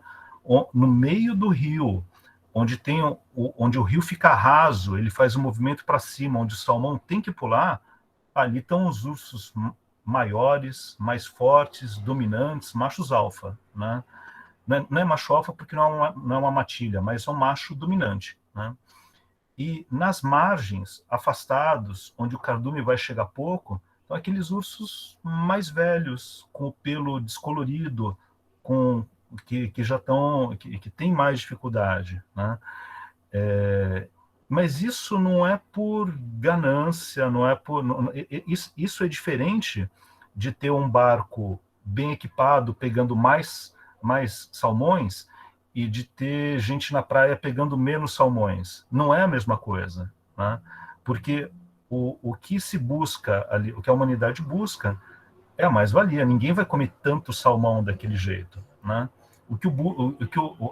A mais-valia do urso é a quantidade de gordura que ele é capaz de acumular. E pronto, e de passar os seus genes para frente, né? Não dá para, não são comparáveis os dois comportamentos. E a diferença é que do urso é instintivo, né? Quando a ideia de peixe se divertindo é realmente curioso, é a humanização do comportamento animal. Eu acho bacana. Acho que dos melhores meios realmente para sensibilizar as pessoas é algum exercício de humanização. No curso, a gente teve... Quando vocês eram crianças, vocês devem ter assistido o Peixonauta, né? Que é o mesmo grupo que fez o Luna, né? Que tem uma mensagem. Luna é ciência pura, né? Teste de hipótese, super legal. E o Peixonauta tem um viés ambientalista muito, muito interessante, né? E coloca expressão. Sempre, quando você tem personagens... Na Luna tinha um castor que chamava Cláudio, né? E você coloca expressão nos bichos. É uma forma de estimular empatia, né? Por que você não tem empatia com peixe? Porque peixe não tem musculatura facial, não tem expressão, não levanta a sobrancelha, não sorri. Igual cobra, né? Ninguém tem simpatia com cobra, porque cobra faz poker face. Você não sabe se a cobra está feliz, se ela está raivosa, se ela está com medo, porque não tem expressão facial. Ela expressa essas reações de uma outra forma, né? Ela fica maior, ela enche o pescoço, ela chacoalha o guiso, né? Mas expressa de outra forma, mas não tem expressão facial. E a gente, olha a quantidade de músculos que a gente tem no rosto, né? A quantidade de microexpressões que a gente faz ao se comunicar. Isso não é de graça. Para isso tudo a gente gasta energia. E as pessoas com expressão facial foram selecionadas justamente pelo senso de coesão, de empatia que isso transmite, né? Da mesma forma, você não fica incomodado quando alguém faz botox, que não mexe sobrancelha, não enruga a testa, não sorri direito. Aquilo te incomoda porque é diferente da sua leitura costumeira das expressões faciais. O Rafael não falou? O professor Paulo Almeida está feliz, não falou nada, mas estava com um sorriso, estava com os olhinhos mais fechados, estava com o pé de galinha aqui, dando risada, né? Essas são as rugas da felicidade, né? E derivadas desse monte de microexpressões que a gente faz sempre, né? Então, só um caos, né? Esses dias estava vendo uma matéria na TV, que está um documentário, estava falando, desmistificando um pouco a relação dos lobos, dos cachorros com as pessoas, né? E eu nunca tinha visto isso, nunca tinha reparado nisso, né? Que lobo não tem expressão. Lobos tem sempre cara de lobo, né? Ele eriça as orelhas, né? Agora, os cachorros, esses cachorros mais domésticos, pug, por exemplo, eles são carregados de expressão facial e eles são capazes de fazer cara de pena. E isso foi determinante para esses cães terem uma proximidade tão grande da humanidade, tá? Referência, comentário. Cara, eu tenho que resgatar isso. Eu juro que eu vi um documentário desses. Então, tem uma relação de empatia, de fome, mais do que essa relação de caçar, procurar alimento, proteger, latir, etc., né? Por que a gente vai ter um pug, né? Cara, para que serve um pug, né? Sei lá, acho que não serve nem para controlar roedores, né? Mas justamente pela companhia que ele faz, pela capacidade de expressar sentimento, afeto, etc., né? E nos incomoda tanto que alguns bichos estão sem expressão, né? Galinha é um bicho sem expressão, peixe é um bicho sem expressão, os répteis são sem expressão. Então chama atenção quando tem uma imagem no Facebook, por exemplo, de uma lagartixa dando risada. Você sente empatia na hora, tá? Então, é assim, eu acho que na tenra infância, no estabelecimento da cognição, acho que é importante estabelecer essa relação afetiva, né? Mas à medida que a gente vai amadurecendo, é importante entender os porquês, né? Porque senão é capaz que a gente só sinta empatia por bichos que estão muito mais próximos ou que tenham comportamentos humanamente almejados, né? Na nossa utopia de relação com a natureza, né? E o panda é exceção, gente, né? Panda é um bicho que, sei lá, o criador deu bobeira, pegou um dia assim, vou fazer um negócio legal aqui, quer ver? Daí fez um panda, né? Mas é exceção, né? Beleza? Bom, esse foi o comentário azedo do professor. De passar agora para o professor Paulo Almeida. Não tem jeito, a gente acaba, né, se divertindo um pouco, né? A informalidade vai tomando conta, a gente fica mais à vontade, mais confortável, e a gente, tanto por escrito como externando verbalmente, é sempre essa alegria. Mas, enfim, achei que foram bem colocadas as ligações entre as perguntas, né?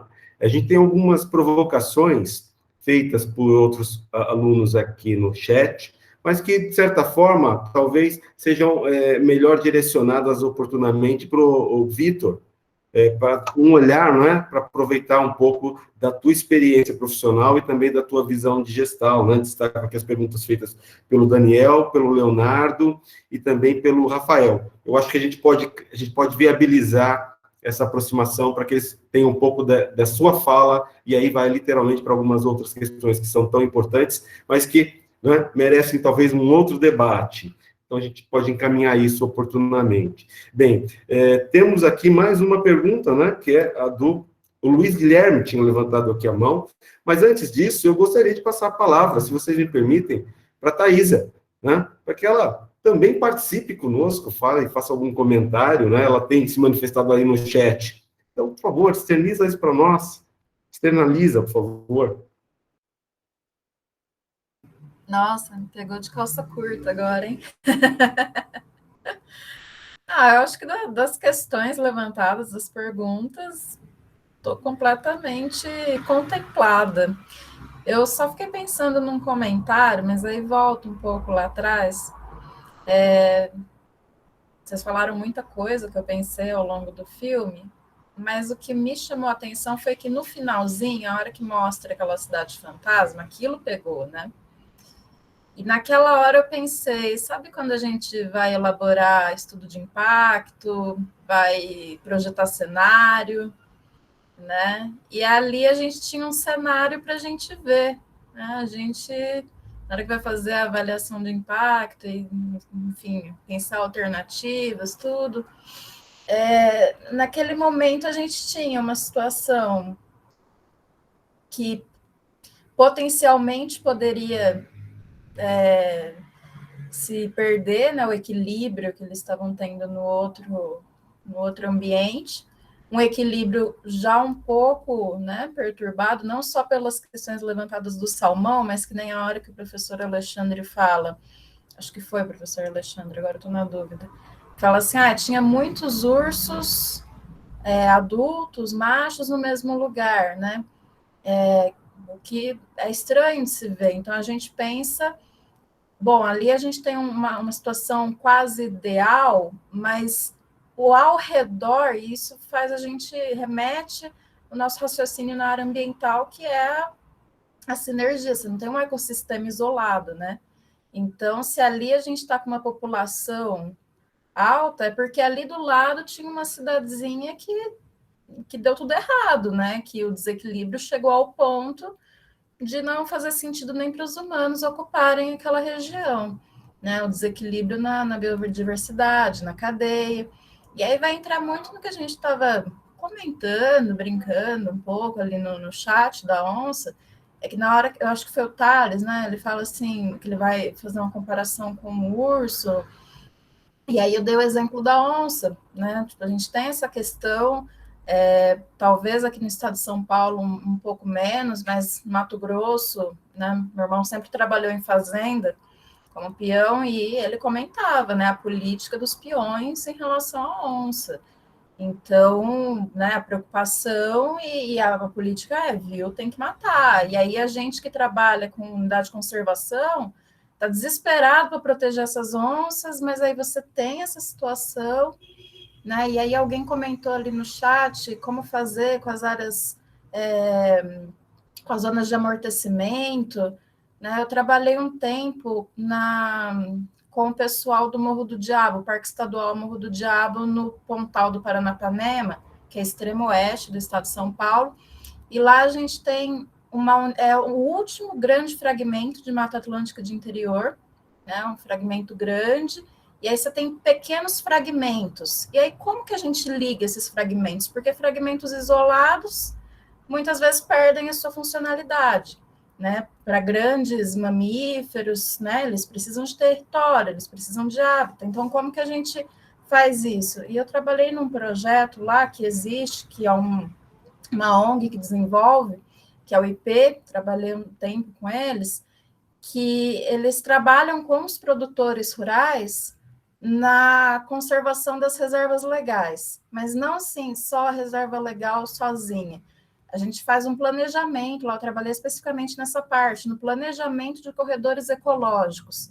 Então, juntar as reservas legais de vários imóveis rurais, pequenos, grandes, para tentar aumentar, para tentar potencializar esses fragmentos, né? E aí a educação ambiental vem junto, né? O que o Vitor estava falando, do ver para proteger, acho que foi isso a frase, agora eu perdi.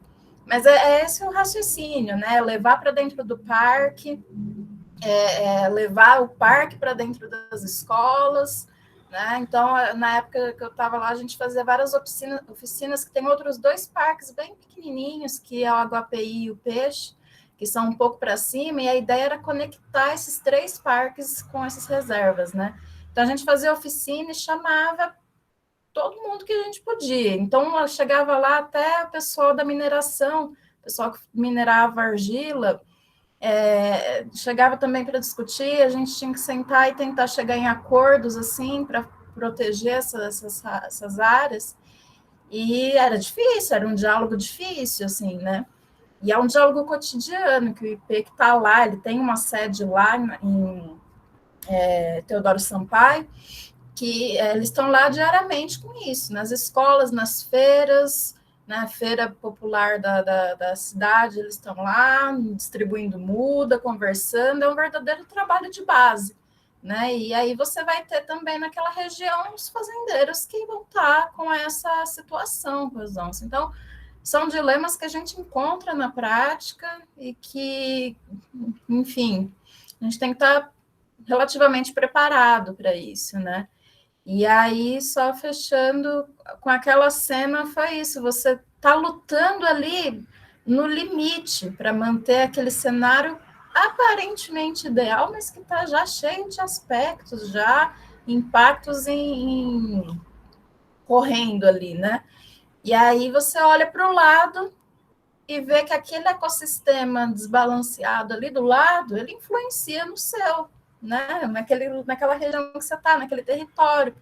Então, o planejamento, e aí vem muito na linda disciplina de vocês, né, que é a gestão ambiental sob uma abordagem territorial, que é pensar numa gestão e num planejamento numa outra escala, né? Você tem a sua escala local ali em que você está trabalhando, as pessoas com quem você está em contato, os atores sociais com quem você está em contato, mas você tem que estar em contato com os outros gestores que estão em outras áreas, né? São interligadas e uma influenciando a outra. Então, eu fiquei, né, matutando isso. Legal, Thaisa. Obrigado, acho que foi boa sua fala, sua contribuição, sua visão, né, da experiência prática e vivência. Acho que isso é sempre muito bem-vindo. Bem, nós já chegamos aqui a uma marca bem razoável de tempo. Eu sei que a gente poderia ficar aqui muito mais tempo, mas a gente tem, dentro do webinário, uma certa programação, uma certa limitação, né, quanto ao tempo. Então, eu gostaria de caminhar agora para as nossas conclusões finais. E se me permitem, nesse momento, que vocês tecessem ali alguns comentários a esse título, né, de fechamento. E nessa lógica, perdão, e aí só disse a respeito dos próximos passos, mas não vou deixar de passar a palavra para, né, nós tínhamos uma pergunta aqui, que era... O LG. Acho que o LG estava com a mãozinha levantada aqui. Luiz Guilherme, por gentileza. Por favor, mas só antes para concluir. Então, o nosso próximo passo vai ser esse, tá bom? Luiz Guilherme faz a sua pergunta, a gente faz o último rebate a título de resposta, e depois nós caminhamos para o fechamento com as conclusões finais de cada um. Tudo bem? Tudo bem, obrigado. Minha dúvida é bem breve mesmo. Quando a gente estava falando da percepção do filme, eu acho que o primeiro choque que eu tive foi nessa relação que a gente tem com a natureza. Porque olhando o comportamento do urso pardo, a minha visão era bem básica mesmo, que eu assisti Irmão Urso, que é um filme infantil, e o urso, né, tudo fofo e tudo mais, a gente tem vários contatos sobre isso de fofura, né, então vendo o urso ali na realidade é quase um choque, mas entender que a natureza, ela funciona de uma forma diferente de nós, né, não tem compasso moral nem nada.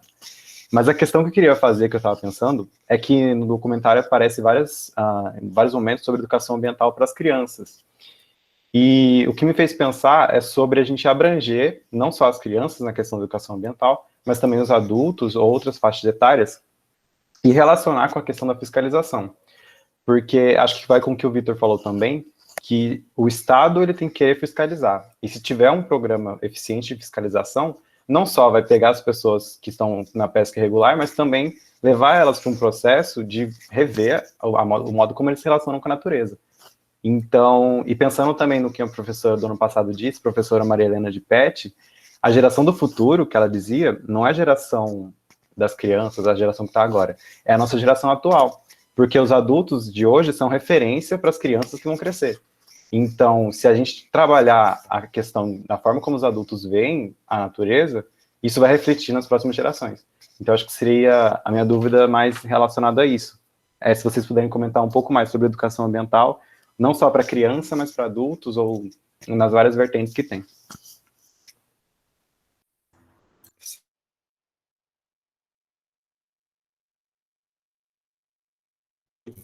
Depois, realmente não voltar, né? Vamos fazer girar essa hora. Vitor, quer começar?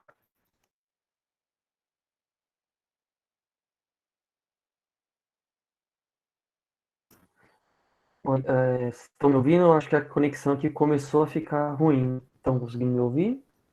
A minha está muito ruim, mas eu estou te ouvindo bem, Vitor. Eu acho que minha conexão ficou ruim.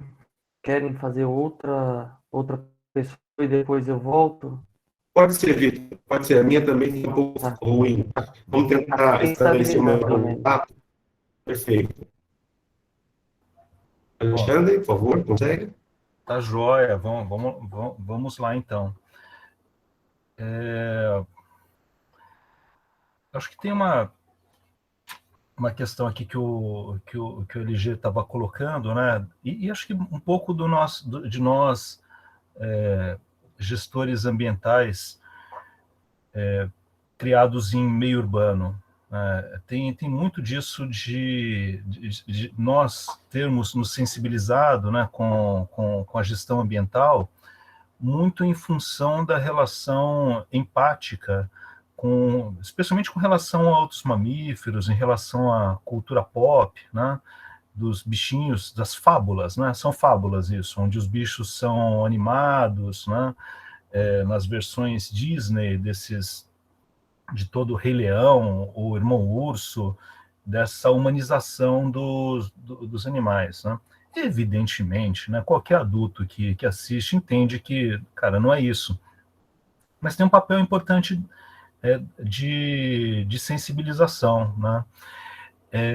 E assim, a educação ambiental é importante não só para as crianças, né? Eu acho que a sensibilização cria uma relação subracional, né?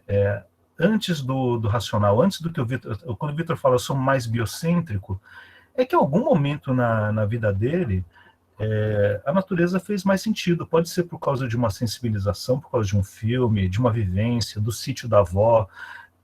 Alguma coisa despertou algo substantivo na cognição dele, ou na nossa cognição, né? Mas se a gente pensar que a esperança está nas gerações futuras, essa é uma aposta que a gente não pode fazer, né? Porque é colocar muito peso em quem tem 5 anos aqui, de esperar 20 para eles tomarem frente, né? E é um pouco de subestimar o potencial de quem é mais velho, né? De quem viveu a vida toda naquele modo de vida, de mudar também. O Vitor bem sabe, né? Que às vezes os nossos maiores parceiros são os ex-caçadores. Cara, ex-caçador é o mateiro, né?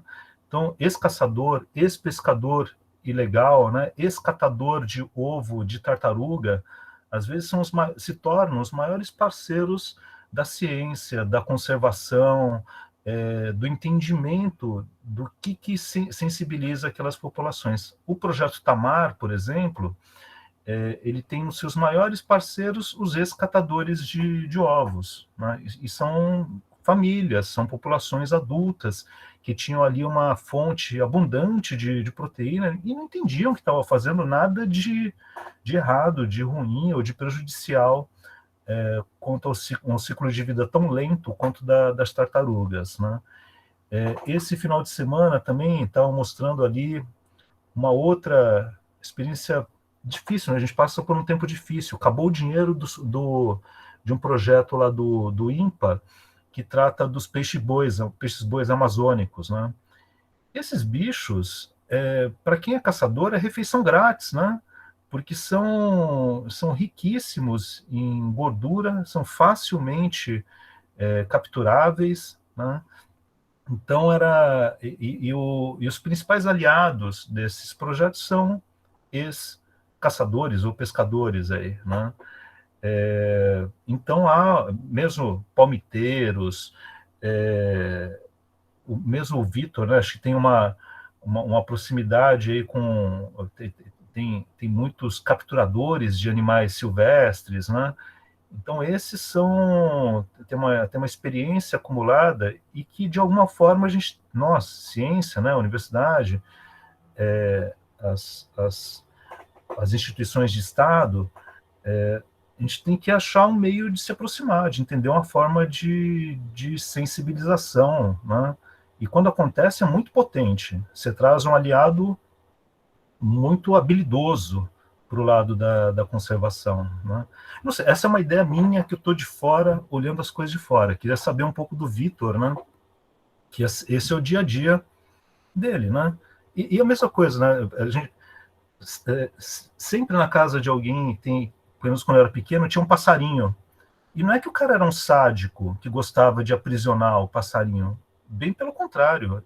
Era um cara que gostava da ave, que gostava de ouvir cantar e que às vezes não entendia que podia haver algum tipo de sofrimento ali, ou que aquilo de repente não era legal, tá? Eu vou deixar esse aqui, eu fiz escada só para o Vitor, né, para ele fazer o fechamento dele. Eu, como últimas, eu fico muito satisfeito, agradeço o convite do Paulo, a organização do Paulo, da Thaisa, do pessoal da SGA, de todo o apoio que a gente recebeu. Acho que é a oportunidade de ter um webinário num dia que é reservado para uma aula da nossa disciplina, é importante para a gente mudar as estratégias didáticas, e a gente deixei essa mensagem, né, de mudar os olhares dos adultos, né, Então, filmes são instrumentos fundamentais, né, são lúdicos e são fundamentais, instrumentos de comunicação fundamentais para a mudança das percepções, das mudanças das preferências, né? E são instrumentos de narrativa tremendamente potentes, né? Então, agradeço muitíssimo a sempre valiosa, né, contribuição da Ecofalante na curadoria dos filmes e na oportunidade que eles dão, né, da gente ampliar esse público, melhorar a sensibilização e promover sempre, né, os debates, entendendo aí as percepções distintas, né, do público mais ampliado sobre esses estímulos, né, que os filmes produzem. Bem, então é isso. Valeu, Paulo. Passar para o Vitor agora, né? Agora, acredito que estabilizou a conexão. Na fala do senhor, professor, eu consegui lembrar de vários exemplos. Eu acho que o exemplo ele acaba sendo uma forma de materializar, né, um pouco dessa questão teórica. Então, eu sou uma pessoa que eu acredito demais na educação ambiental. Inclusive, eu falo bastante com o professor Paulo Almeida, é a única alternativa para alguns crimes ambientais. E eu tenho alguns exemplos, sem dúvida, de experiência prática, que um dos principais apoiadores de qualidade ambiental, né, de proteção ambiental, realmente são ex-infratores. É lógico que não adianta só sentar, explicar, colocar um filme de bichinho. Não é isso, o cara precisa comer. Então, para você falar para um cara, por exemplo, que passou 10, 12, 15 anos pegando ovo de arara, não adianta falar para ele, olha, não pega, que a arara é bonitinha, solta. Você precisa de um trabalho de o que esse cara vai comer. Aí você começa a ver projetos, por exemplo, de avistamento de aves. Aí põe uma estrutura hoteleira. Aí você põe um lugar para o pessoal reproduzir artesanato. Aí o cara fala assim, olha, é uma coisa que eu não preciso me arriscar, eu não cometo crime, e eu ainda consigo, isso daí se torna sustentável. Porque ele começa a entender que com a arara todo ano lá, no ano seguinte vai ter mais araras. E depois vai ter outras pessoas de forma sustentável explorando turismo. Sou uma pessoa que conversa bastante com o professor Paulo até essa questão do Brasil, né? Eu viajo o Brasil e eu sempre procuro alternativas, né? Eu vou em cada lugar, eu gosto de visitar as RPPNs. Qual que é aqui? O que o pessoal usa aqui com a natureza? Eu evito programas com exploração animal, mas eu gosto de ir naqueles com exploração sustentável. O melhor serviço que eu vejo com o uso de fauna é o avistamento.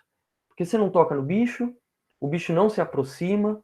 Tem alguns locais que eles proíbem, inclusive, estava no Jalapão, semana retrasada, e tem um trabalho lá dos guias, dos locais, dos quilombolas, que embora eu tenha arara e papagaio toda hora vindo no ombro deles, cruzando, eles proibiam a fotografia.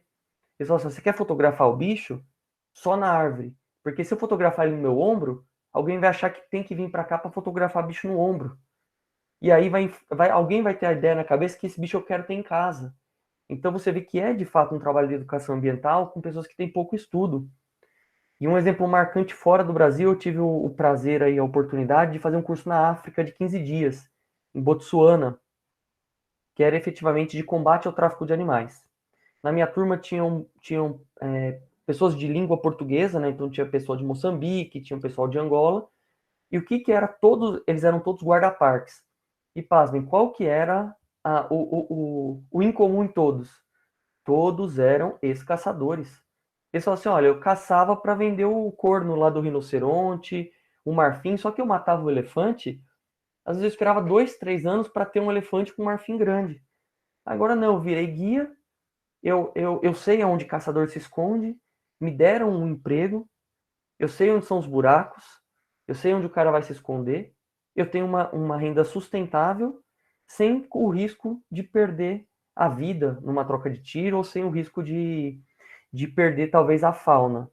E sempre naquela estrutura, não precisa ser diretamente no uso direto da fauna. Mas, por exemplo, eu não quero ser guarda-parque. Só que eu sei que vai ter um aporte hoteleiro, eu sei que vai ter um aporte de guias, eu sei que se eu vou ter gente, se eu vou ter exploração sustentável de turismo, eu vou precisar de um mercadinho. Então você vê que tem várias formas alternativas de proporcionar o uso Eu posso usar, é o que eu brinco, né? Eu não gosto do termo usar fauna, mas ela pode ser usada desde que ela não saiba que está sendo usada, né? É uma outra coisa que a gente tem que pensar. Eu posso usar fauna? Se ela não estiver sabendo e eu não estiver interferindo no seu ciclo normal, sim. Porque aí vem toda aquela lógica. Se eu tenho fauna, eu tenho dispersão de semente, eu tenho recuperação de APPs, e é aquela cadeia do bem, de recuperação de áreas degradadas. Eu sei que a gente está em cima da hora, não dá para tirar todas as dúvidas. Eu também percebi que tinha algumas dúvidas pontuais. Então, de qualquer forma, eu vou deixar aqui no chat meu contato, professor, porque eu sou uma pessoa que... Eu aproveito, pessoal, outra questão, rede social. Tá? Eu tenho uma rede social, eu uso para uma coisa. Eu toda hora estou colocando alguma coisa de educação ambiental. É porque eu falo educação ambiental, a gente pensa em alguém com uma criança, ensinando a criança a não pegar bicho. Mas educação ambiental é tudo. É um insight sobre não jogar, o uso sustentável do plástico, ou não usar, sobre o tipo de combustível que eu coloco no meu carro, sobre uma paisagem que eu consigo captar, por exemplo, com o meu telefone, que ela só existe lá porque ela está sendo preservada. Então, foi o que o professor Igari falou, às vezes a sustentabilidade e a educação ambiental, ela não é uma matéria acadêmica, ela não é uma coisa que você sente e ensina. Ela tem que estar introduzida no dia a dia. Você tem que naturalmente ser um educador ambiental. E aí eu de antemão já agradeço, né, já encerrando a minha parte, porque para não me delongar muito, mas eu agradeço a todos. O que eu brinco aqui, na verdade eu me vejo como se fosse de novo, né? Somos todos colegas alunos da IASH, né? Eu só estou um pouco, a única minha diferença é que eu entrei um pouco antes, né? Saí um pouquinho antes. Mas com certeza vamos produzir sim, se precisarem de informações. A Polícia Ambiental, ela é um órgão de fiscalização, mas não só de fiscalização, nós também trabalhamos com educação ambiental. Inclusive eu e o professor Paulo Almeida publicamos um resumo no último CIS exatamente falando isso, do atendimento ambiental, o pós-autuação. A autuação ela não pode ter só um caráter punitivo, ela tem que ter um caráter de chamamento do infrator, para que esse infrator possa, sim, entender se ele fez por desconhecimento, e se ele fez por desconhecimento, como que ele pode recuperar o dano. Então é muito importante esse diálogo. Eu falo assim, toda vez que eu sou chamado para uma live, para conversar, eu estou fazendo educação ambiental. Se alguém pergunta, mas o que você faz na sua viagem? Eu sou educador ambiental. Eu estou sempre compartilhando experiência. Agradecer aí para não avançar muito no tempo. Obrigado, senhores, pelo convite. Legal. Bem, a gente vai caminhando aqui. Eu vou abrir aqui mais uma exceção no sentido, né, do aproveitamento no momento. Eu vou lançar a palavra rapidamente para a Thaisa, mas só para que ela talvez consiga, além de sintetizar a sua ideia, mas também deixar para nós na gravação essa mensagem que você deixou aqui no chat. Pode ser, Thaisa? Bom, vou tentar sintetizar, elaborar. Mas é que quando a turma estava no chat discutindo essa coisa da educação ambiental e com quem fazer isso, tanto a questão etária quanto a questão social, uma coisa que não sai da minha cabeça em tudo que eu faço, né? Não adianta a gente vetar se a gente não criar algo no lugar. Sempre foi na minha cabeça, enquanto eu estou me formando na área ambiental, pensar na juventude, na criança, né? Educação ambiental só com a criança, eu pensava assim, mas alguém fez esse processo comigo. E eu cheguei aqui e eu preciso fazer algo com isso, né? Depositaram essa esperança na minha geração, né? Eu nasci em 93, ali na efervescência da Eco 92, né? Então, a minha geração estava esperando muita coisa. Então, eu depositar em quem está chegando agora, né? Então, essa reflexão fica. E aí, quando a gente pensa com quem fazer, eu lembrei dessa frase, eu vi essa frase na Boitempo, no Instagram da Boitempo, essa semana, que é: ser verdadeiramente radical é tornar a esperança possível, e não o desespero convincente. Raymond Williams.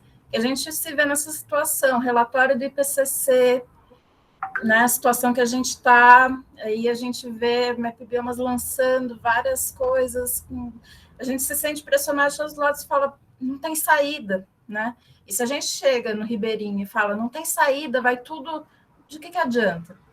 Né? De que adianta eu chegar lá e falar, tá proibido, e né, é a situação dele, a gente vai entrar numa questão de justiça social, a gente vai... toda aquela complexidade que a gente vem discutindo na parte teórica também, e aí criar, e aí falaram política pública. Nesse momento que a gente está, né, a gente tem desafios para enfrentar, mas a resistência está sendo feita. Tem vários tipos de instituições, né, atuando de uma forma ou de outra na construção dessas possibilidades, na construção desse presente, né? Não é só a construção do futuro, a construção desse presente. Então, a gente não pode ter essa coisa muito... essa tensão, só a tensão, né? A gente precisa olhar para frente com calma, de uma forma pragmática, talvez, né? Assim, pensando por esse lado, sensível, né? Sem perder a sensibilidade jamais, mas acreditar que a gente pode enfrentar isso, né? Construir esse enfrentamento. Acho que é isso, professor. Muito legal, Thaisa. Bom, veja só, Luiz Guilherme, a gente acabou tentando fazer um bate-bola bem dinâmico aqui, né? A tua pergunta foi bem provocativa. Eu também não gostaria de encerrar nosso webinário sem fazer um rápido comentário. Corroborando com os olhares, professor Alexandre, Vitor Calandrini, da Thaisa, no sentido de que nós precisamos agir, e o momento é agora. A educação ambiental, ela se corporifica através desse constante manuseio, não tem idade, não tem tempo, mas o importante é agirmos agora. Nesse sentido, os ODS conseguem, né, os Objetivos do Desenvolvimento Sustentável no seu conjunto, o conjunto nos traz a necessidade de uma maior reflexão, não só da forma como nós lidamos com o meio ambiente, mas principalmente como nós podemos alterar essa forma de lidar com o meio ambiente.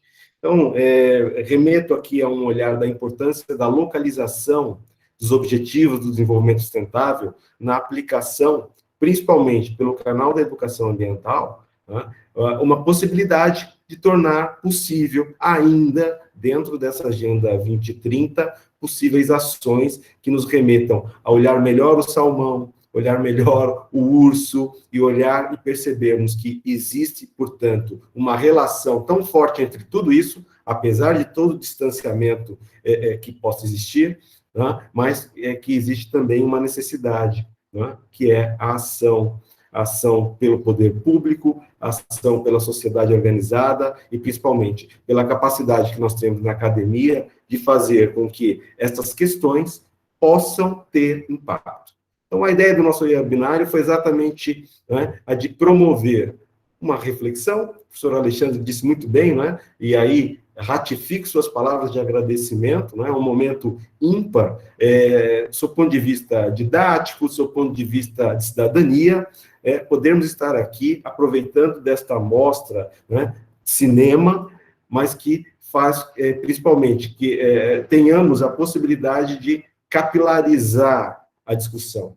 O debate, portanto, além de rico, foi super animado, divertido. Olha, não tenho bola de cristal, mas eu esperava que nós tivéssemos um evento bem agradável, e me parece que foi.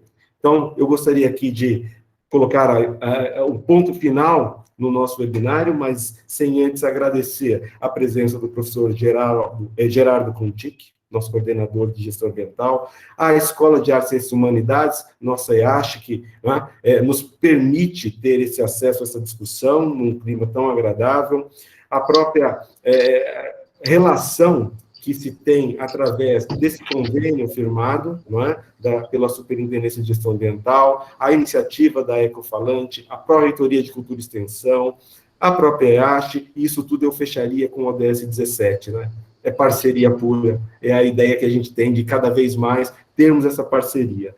Então, nesse sentido, agradecendo a toda a equipe da Superintendência de Gestão Ambiental, que nos deu patamares para chegarmos até esse webinário, divulgação. Muito obrigado por todo o apoio, agradecendo a presença de vocês, que abrilhantaram com boas perguntas. Aqui eu não vou destacar uma ou outra pergunta, tampouco um outro participante. Vocês foram fantásticos. Como diria o Cid Moreira, vocês foram fantásticos. Agradecemos muito a oportunidade. Sem dúvida alguma, teremos ainda mais uma outra rodada, né? Nós temos ainda a expectativa, né, de fecharmos esse nosso webinário dentro do curso de gestão ambiental, da disciplina de gestão ambiental, com olhares tão participativos quanto estes que nós tivemos hoje. Então, uma boa noite para vocês, agradecendo enormemente professor Alexandre Gari, Vitor Calandrini, Thaís e professor Gerardo, que nos fizeram, pelo menos aqui, mantermos o debate aceso, né, e revigorante. Então, era isso, muito obrigado. Mas, para a gente não fechar o evento sem nenhuma, vamos dizer que sem nenhum registro, e aí passo a palavra para o professor Alexandre, vamos fazer uma imagem geral? Será que a gente consegue fazer, Thaís, aquela clássica imagem com o maior número de participantes possível, todo mundo abrindo a câmera, se for possível? Que tal? Vamos tentar aqui. Quem quiser, fiquem à vontade, por favor. Pijama aqui, vocês sairão na imagem, com certeza, já estão registrados. Quanto mais possível, melhor, né? Ah, legal, olha só que bacana. Professor, eu ia trazer o gato, mas ela sumiu. Nossa mascote. A hora, pode tirar já? Deixa eu ver aqui. Sim, bom, vocês é que mandam. A Débora está pedindo um tempinho. Espera aí que tem um monte de janelinha subindo aqui. Isso, a Débora está falando, peraí, que ela está chegando. O pessoal ajeitando o cabelo, trocando de pijama.